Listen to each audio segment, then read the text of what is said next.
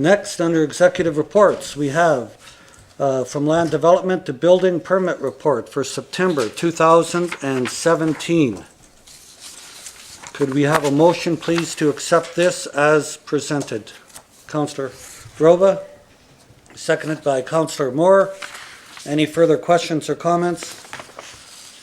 If not, all in favor? Carried. Thank you. Next, under introduction of bylaws, we have none this evening. Following that, we have public hearings and reports. So we'll have a public hearing this evening. We've got the annexation of lands from the RM of Estevan. So this is a public hearing to address any concerns this evening. We've got letters objecting to annexation received from Cecilia Warner, Joyce Beggs, Virgil and Brenda Noble, Sharon and Kelly Damon, and the RM of Estevan, who Mr. Trobert is here tonight representing. So we've got these letters. I'm not going to read them all out. I think, City Clerk, did we not say that they can be, you can get them on the website? Yes. Okay. Your worship. You want this? Okay, thank you. So the City Clerk office received the 5 submissions opposed to the annexation. And I'll just briefly go over that without reading each letter. Cecilia Warner objected to the possible change from farm status to city status. She suggested this will affect the taxes, the use of guns, and poison to control pests. Joyce Beggs objected to possible higher taxes and the ability for sheltering livestock within the city limits. Virgil and Brenda Noble objected to potential higher taxes and sheltering livestock and future sale of farmlands, animal control bylaws, and poor road maintenance. Brenda Noble objected to higher taxes, sheltering livestock, future sales of the farmlands, animal control bylaws, and poor road maintenance. Sharon and Kelly Damon objected to taxes, future development costs, and the fact that current annexed lands have not been developed. These full letters can be found on the city website for information. Now, before I invite Mr. Trobert to come forward and speak on behalf of the RM, this is a hearing this evening, so we expect everyone to be respectful. I know Mr. Trobert will. And we're not going to get into a debate or a dialogue tonight. We're here to listen. Council may have some questions, and then we'll move forward from that. So at this juncture, Mr. Trobert, if you don't mind, approach the mic, please. Make yourself comfortable, and we'll go from there. Yes, thank you, Your Worship, and thank you, members of council, for having me here today and allowing me to present on behalf. Okay. All right. And if it's okay, I'd like to stand there, just a little bit more comfortable standing. So for those of you that don't know me, I think I know most of you here. James Trobert. I am Trobert Law Firm, and I've been engaged by the RM of Estevan on this matter. And we have, as you're well aware, filed a formal notice of objection with the city regarding the annexation. And let me start out by saying that I do appreciate that the City of Estevan and the RM have been in extensive negotiations on this matter for quite an extended period of time to see if common ground could be had in respect to the city's application. And obviously, when it became obvious that this was not going to be possible to reach an agreement on the annexation, of course, as the city is entitled to, they initiated the formal process under the relevant provisions of the Cities Act, which brings us here today. I hope you have all had an opportunity to review the notice of objection that was filed on behalf of the RM. We have, Mr. Trobert. Okay, Thank you. good. Yeah. And I simply want to take this opportunity to highlight some of the main points set out in that notice and perhaps answer any questions that you as council or your worship may have in respect to the issues that are outlined in the notice of objection. I am here on behalf of the RM of Estevan and its residents. I don't pretend to speak on behalf of any of the other individuals who have come here tonight who have raised their notice of objection, but I think it's clear that the RM is doing this in the best interests of the RM and, of course, by extension, their citizens and residents, of which I'm proud to say I'm one. So basically, with respect to the notice of objection itself and the grounds upon which the RM is objecting to the annexation, and that's what I'll refer to it as, the annexation. That's the term I'm familiar with.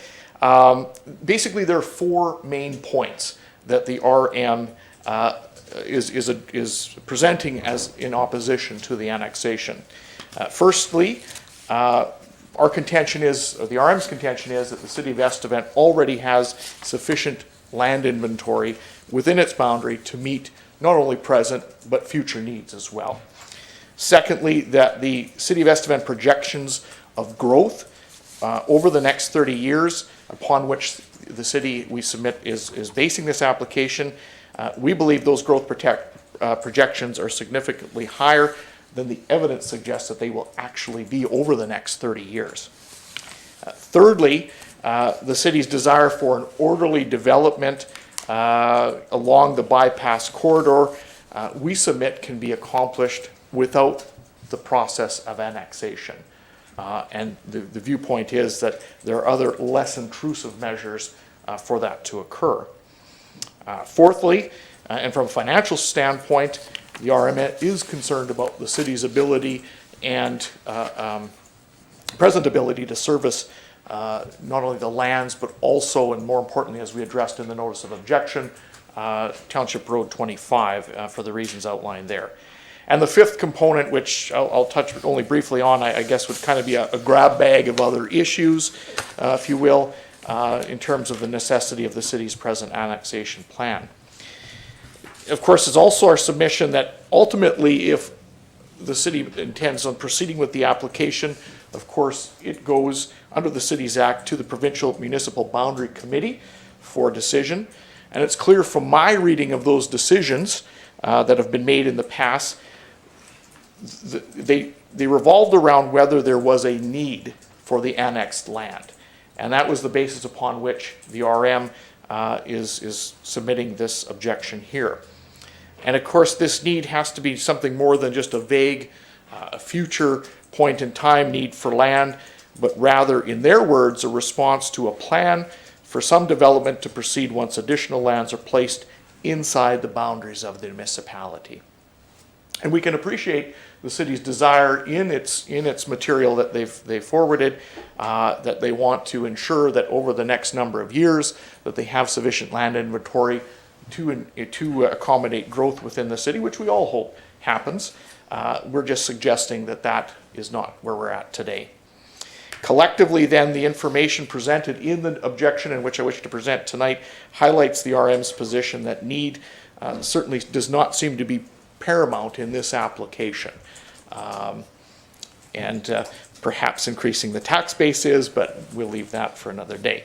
So just in terms of highlighting those four and fifth point there, in terms of the existing land base that the city has, we've been made aware through the city's own material that was filed as part of this that the city's already in possession of 727 acres of undeveloped land within its current municipal boundaries, which it intends to allocate for future expansion and development within the city, of which I'm sure are all aware, and of course was highlighted in the exchange of material between the RM and the City of Estevan.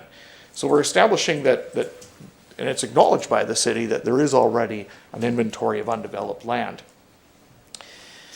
There also seems to be the assertion in the city's proposal that the future expansion of the city is limited to those areas that it plans to annex, mainly the 3.5-4 quarters of land to the north of Estevan, the 2 quarters to the east of the Estevan.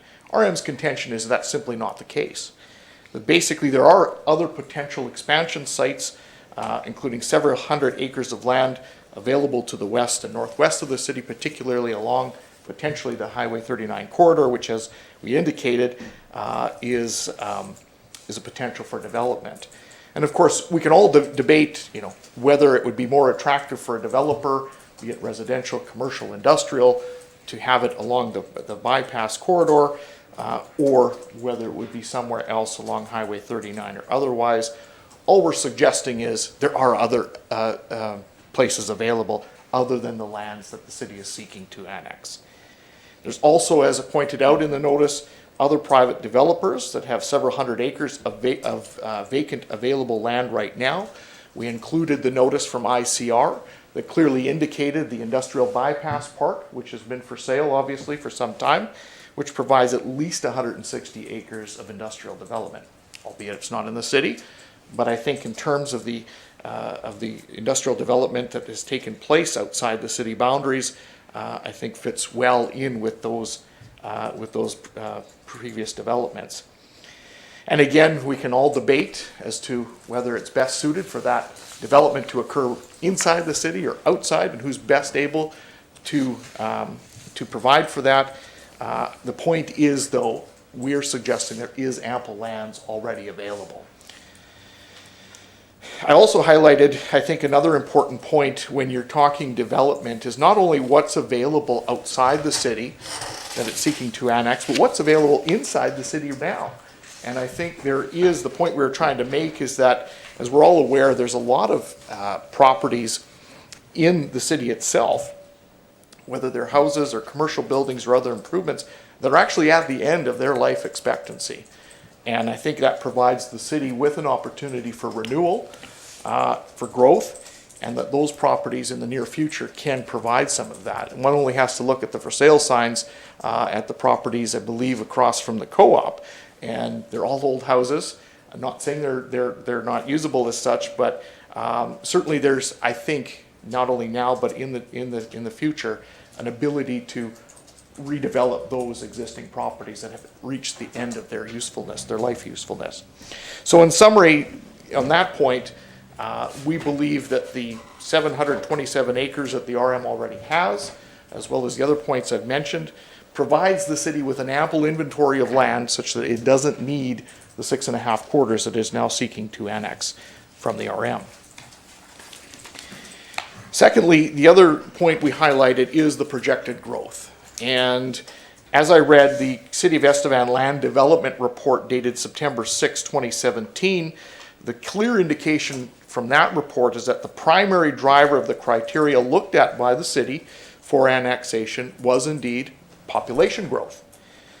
And at the initial public meeting held September 28th of this year, the city based its need to acquire the lands on a projected annual growth rate of 2.6%. And there was a further suggestion that over the course of the next 25 years, that the city could double its population. Now, many of us, including myself, who have been long-term residents of the city, we've all heard those predictions before when the booms come on that, boy, we continue with this rate of growth, Estevan's going to see tremendous growth. And it has. The last boom certainly. And it's been something that we all hope for, and we hope that the city can grow because it benefits everybody, whether you're in the city or not. However, the data and the statistics that I've found certainly seem to suggest that that 2.6% is not something that is historically accurate.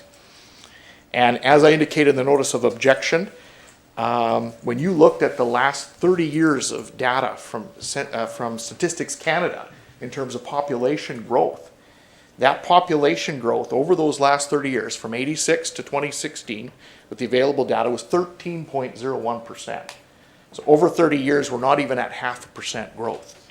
And we all know that there's been booms and busts in that 30-year period, same as it always was, and same as it always is likely going to be in this area.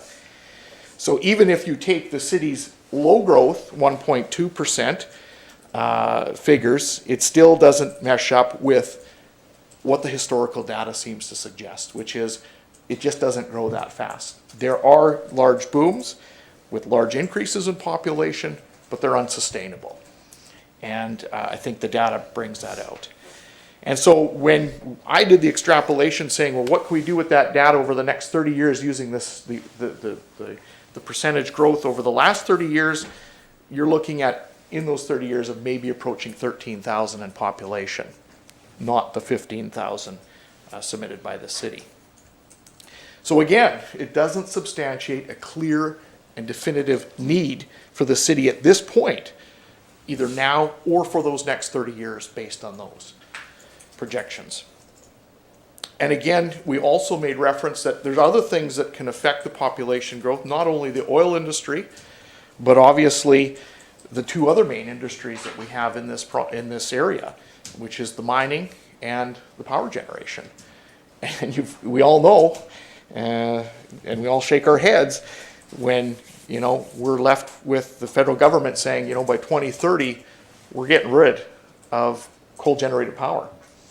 And you can imagine that obviously the impact it would have on the economy and as a direct consequence, the population of Estevan. So you throw that into the mix, you're not going to get 2.6%, unfortunately. Now, we all hope that's not the case. We all hope we're going to be generating coal power for a long time, but there's obviously some factors that also play into this that I think, as great as 2.6% or more would sound, I think the reality is going to be something much different. And as a final point in this regard, of course, the report that the city had suggested that best practices dictate a 30-year land supply is required. However, where's the hard and fast rule for that? And again, where's the evidence for that? So if the primary concern or the primary generator of this annexation proposal, primary driver, as the city indicates, is population growth, at the very least, I think the city has to look at those numbers and say, is this realistic? And what I've attempted to do is to say, best predictor of the future is look at what's happened in the past. And I think with those numbers, it clearly indicates that that might be a little optimistic. Third point, of course, is the city's, I guess, desire to require this land for development along the Highway 39 bypass, which I'll just, of course, refer to as the bypass or the bypass corridor. And as I understand it, the city's position in respect to this issue is that they want to not only want to ensure that development occurs in the future along this important new artery, but it's done in an effective and orderly manner. And I don't think anyone can fault the city for doing that. As mentioned in the notice of objection, nobody wants to have their house located next to a hog barn, right? And of course, we're all subscribers to the old NIMBY principle, not in my backyard. So you want to make sure that you don't have the hog development right next to the residential development. Our point is, though, the city itself doesn't necessarily have to be the one to develop it to ensure that happens.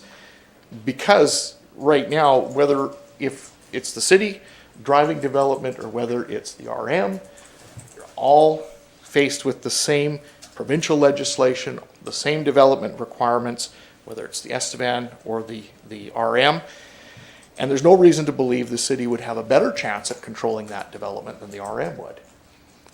Moreover, our submission is that there's many other ways that you can address those concerns without annexation. The most obvious one, as we've pointed out in our objection, is that effective regional planning, of course, can be accomplished by negotiation between the city and the RM. So that future developments, of course, can deal with those issues of minimizing conflicting land use, providing necessary buffer zones as are required, and other requirements as may be required on a case-by-case basis. Because at this point, it's all conjecture. We don't know what's going out there. We may have an idea, but we don't know. And until we do, we don't know exactly what the best way to develop this is going to be. We may have an idea, but in our submission is that you may have to actually wait for that development to occur. And just because we haven't come to an agreement on the annexation process here, doesn't mean the city and the RM can't work together in the future, now or in the future, to deal with those issues. And the RM sees annexation on a spectrum at the far end, whereas negotiating and possible dealing with each other to resolve those development issues as somewhere in the middle. The fourth point, the financial impact, I'm not going to spend a lot of time with it. Our view, and certainly from my reading of the material that the city's put out there as far as the annexation is that the city is I don't want to put words in the city's mouth, but conceding that, basically over the last 10 years, the financial compensation payable by an annexing municipality has generally been about 15 times the annual property tax assessment for those lands. And of course, in this case, the documentation I've seen indicates that means that the RM stands to gain about $450,000 to $500,000, which of course sounds like a good amount of money. Of course, there are some concerns with that, and where we tried to focus our viewpoint is not just on the lump sum payment, which is part of it, but there's not much to deal with in terms of finances or the financial impact if the city's willing to concede that 15 times is what historically has been paid. We turned it on its head and said, look, there's a financial impact, but it's maybe not what you see, and that is, again, that Township Road 25. And of course, it's a major agricultural roadway, right pretty much in the middle of the subject lands. It's an important road for agricultural community. It provides direct access to the elevator there. And because of that, the RM spent a lot of capital improvement on that. And of course, there's the ongoing maintenance costs. And again, the report by the city indicates that we're talking about $50-some thousand to maintain this road. And of course, the RM's concern is for their residents, their agricultural base, to ensure that an important road such as that allows their agricultural residents and farmers in the area quick and convenient access. And we want to make sure that by putting that road and a significant amount of cost that the city would have to, in that case, outlay each year to maintain it, they want to ensure that that road is maintained to those standards and is kept as an agricultural road, which may seem incongruent to potential development if you want residences, commercial, or other things within that period or within that area. So again, the RM's concern in that regard is we want to maintain that roadway for the benefit of our residents and our farming community, because I think that is very important. So those are the four major highlights. I've tried to concentrate on the points that we were trying to get across in the notice of objection. I hope the written notice set those out, and my attempt tonight was to just highlight those and make sure that the city had a clear understanding of where we were coming from, where the RM was coming from. Fifthly, the grab bag, as I call it, in terms of some other considerations, and these are just kind of a mishmash of things, is, of course, there doesn't seem to be any imminent need or present need for development of these lands, again, which seems to be a key component in terms of the municipal committee when looking at an annexation application. Of course, we all know the economy's taken a big hit because of the oil patch and everything else in between, and where Estevan has gone from one of the lowest vacancy rates to now, unfortunately, the dubious distinction of having the highest vacancy rate within the province at 27.1% in 2016. And again, we appended the rental market report that CMHC puts together annually that certainly confirms that. And if you look in the report, it highlights that where's the biggest vacancy rates? Estevan, Weyburn, Lloydminster, the oil patch, right? There's a direct correlation. Is this the time for annexation when we all hope things are going to improve, but there's no clear indication that it will? And is there a need for that land when we already have a very, very large vacancy rate there? The other thing and again, I can certainly let the residents of the RM speak for themselves, but of course, in the pamphlet that the city had provided to the public for this information, I mean, one of the benefits of being annexed that you put in the pamphlet, obviously, is that it's for landowners, and as the city continues to grow, water and sanitary lines will be extended to the annexed lands, as well as access to waste collection. So city services. Seems like a reasonable thing to say, well, wouldn't it be nice if some of us residents in the RM could have access to city services? However, I again flip that on its head and say, well, have you ever considered that the reason many of us are actually out there is because we enjoy having our own services. We like having well water, and garbage removal isn't that big of a pain in the butt, and sewer stuff can be done quite easily now. It's a lot different than it was 30-some years ago, for sure. And of course, we have no monthly bills to pay. Yes, there's a capital cost up front. But I think one of the things, and again, I don't profess to speak for everybody, but I certainly think that as nice as city services might seem to be, we actually like the autonomy of not having that. And also, you have to be mindful, and it may be a benefit, but there's also a detriment to those residents who may be provided city services. There's a cost to it. And is the city going to levy local improvements for water, for sewer, and then taxation for those services as they go on, or usage fees for those services? And again, I think the city has to be cognizant of saying, well, it's a benefit because you're going to get city water and you're going to get city services. I think the city has to, before they tout that as a benefit, ask the residents and say, is it really a benefit if I'm going to have to pay a monthly bill? Is it a benefit if I'm going to have a capital cost because of a local improvement? So I think, if nothing else, the city has to say, look, what is it that those residents want?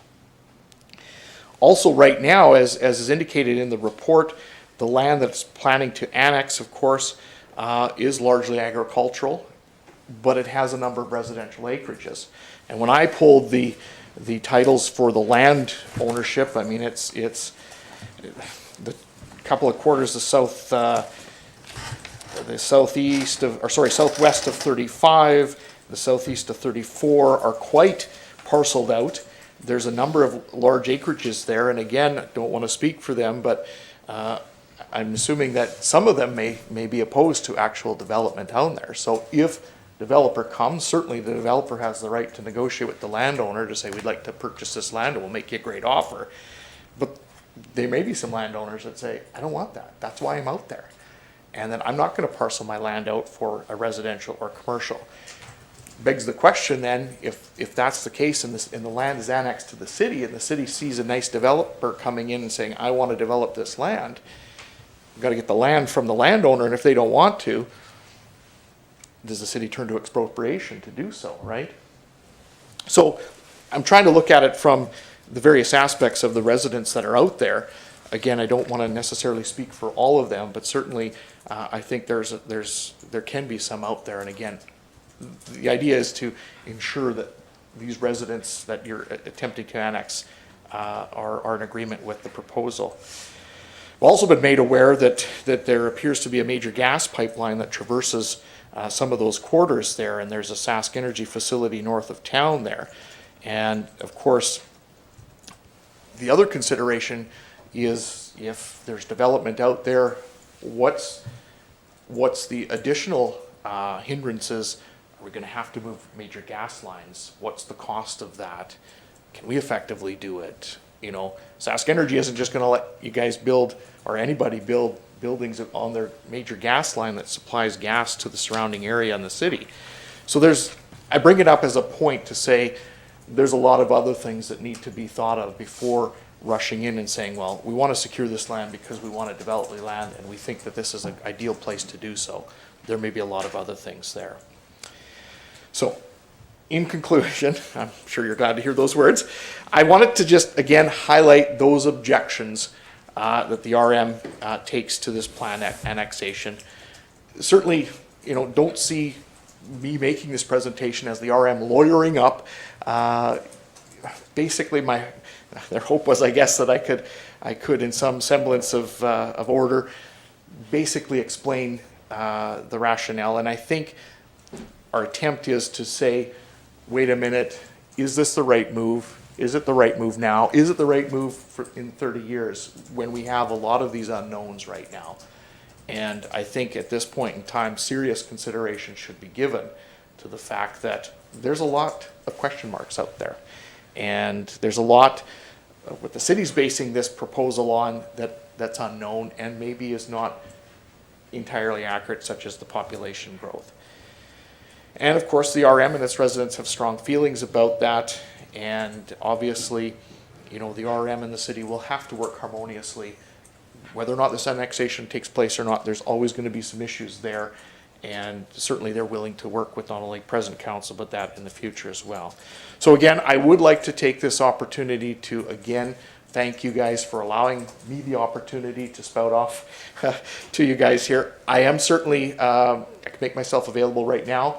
If council has any questions about anything I've presented or anything that was unclear in the notice of objection, I can certainly make myself available to that. Absolutely, Mr. Trobert, and thank you very much for your presentation. I'll ask members of council if they have any questions of you at this time. Okay, obviously you did a very good presentation. Everything's clear as mud, right? So at this point in time, I'll ask, is there anyone else in the gallery who would like to address us tonight? Would like to address council? And then I'll ask again, is there anyone in the gallery who wishes to address council on this particular matter a second time?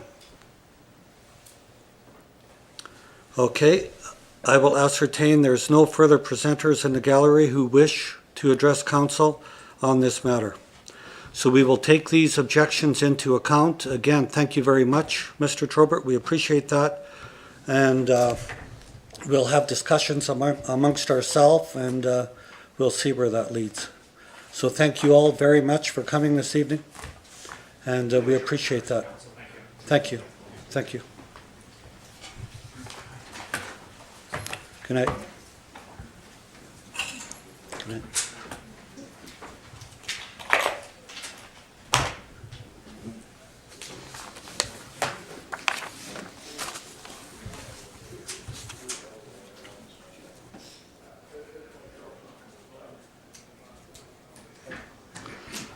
Thank God, Jackie, you're staying with us. God bless you. Okay, so moving forward, giving notice, we have nothing this evening. Motions from committee, we have none this evening. Consideration of bylaws, we have none. Inquiries, Councillor Hoffer. Thank you, Your Worship. I just wanted to commend the Estevan Chamber of Commerce for their gala evening on Friday, the EBEX Awards, where yourself and I and other members of council were able to attend. It was just a great night, a very professional production, a lot of great content, some great businesses highlighted, and some very worthy nominees and recipients. So congratulations to Jackie and the Chamber of Commerce on an exceptional job. Thank you, Councillor Hoffert, and I would absolutely echo the same. Great job, Jackie. You, Trenda, and all of the staff did fantastic. Thank you so much. Very well received. Thank you, Councillor Hoffert. Councillor Vroba. Thank you, Your Worship. I actually have two things. First is to Norm Mack and his crew for the job that they did on 4th Avenue and Perkins Street, the intersection there, for anyone that has driven over there. It was quite bumpy this summer, and they've done a wonderful job of making sure it's smooth now. So when you cross that intersection, it's very nice. The other thing is United Way Telethon is this Friday, starts at 8 a.m., goes until Saturday at 6 p.m., I believe, 5 p.m. So it is basically October 27th and 28th, and I encourage all of the residents to come out and come down to the telethon at the Legion. Phone in your pledge, bring it down, but please support the United Way Telethon this week. Thank you. Thank you, Councillor Vroba. And Souris Valley Paving also helped there, so they did a great job. Thank you. Councillor Janish? Nothing? Okay, thank you. Councillor Frank? I just wanted to mention that the Estevan Art Gallery is holding their second annual horse derby. It's a great fundraiser. It's a lot of fun. We had a blast at it last year. If you're interested, please contact the Art Gallery. You can either buy a horse or you can just buy tickets to come, and it's a lot of fun. The other one is there are a couple of fundraisers for a family member of mine and an employee of the city is Nicole Elliott. So please check those out as well. Thank you very much, Councillor Frank. Councillor Nibbs? Nothing there. Okay, thank you. Councillor Moore? Thank you, Worship. I have a couple that I need to ask questions about, and that is what kind of chemicals are we using at the arena to make our ice? I'm hoping that we're using something and doing something different than Fernie has just had happen to 3 deaths there. So what's our process? Well, we can check that out. I don't know if the city manager can answer that tonight. I know most of the processes use ammonia, but we will check into it and see if there's a viable alternatives. We understand that some of the alternatives they have nowadays are a lot less dangerous, so we can check into that and have that answer for you. Okay, Absolutely. I just think that we as a community should know and understand how we process with our ice making or whatever else we're Okay. doing with it. No, The other- that's a fair point, thank you. The other thing is, I had a chance to go to the, I think they called it the US Highway 52 and Provincial 39 Summit in Kenmare this week. And it's nice to know that the Americans are paying attention to the way we proceed with our safety on our highways. They kind of congratulated us on moving on with passing lanes from here to Regina. If we'd have gone with twinning the highway, I would have put the pressure on them a little more. But at this point, they're happy to follow our suggestion of passing lanes. They indicate they have two. I was having trouble to figure out where they are, but I guess they must be at Bow Bells and Kenmare as you come up follow the valley and come up the valley. That's the only place I know where you actually have a good length of time to pass the semis. Good point. So they've asked if we would consider having the summit here next year, and I was speaking on your behalf, and I didn't see why we wouldn't. So Absolutely. you're good friends with them, so I'm sure that we can put that together, and it would be a good relationship. It was well attended, and it's all in the name of safety, because I guess with all the new B trains, and they're talking about a third unit now for truckers, it's in the works. So I guess they're saying get ready. Pretty soon there'll be three units per unit or per truck. Yeah, it's all very interesting and exciting stuff, Councillor Moore. Thank you so much for attending. And we're looking at autonomous trucking with the Central North America Yeah. Free Trade Corridor, as you know. The exciting application that drones have as well. Moving down the road, it's all very exciting technology. As we get into robotics, artificial intelligence, there's a whole world out there that is waiting to be worked on. So I appreciate your attendance, and hopefully we can have a meeting. We'll have Dwight, have Fitz Bramble involved in that, and hopefully we can set something up for next year along them lines. Okay, Thank you very much. you're welcome. Thanks. Thank you. And also, Councillor Frank, thank you for attending on my behalf at the Legion. Much appreciated. Did any other councillor members attend? Councillor Vroba, didn't you attend something? Nope, that's next week. So we're not- That's coming up. Okay, super, thank you. City manager, anything this evening? Nothing yet, Your Worship. Nothing? Trudy, anything this evening? City clerk? Nothing, Your Worship. Okay, I guess that leaves us to move into committee. Have we got a motion to do so, please? Thank you, Councillor Nibs, seconded by Councillor Frank. All in favor? Carried. Thank you very much.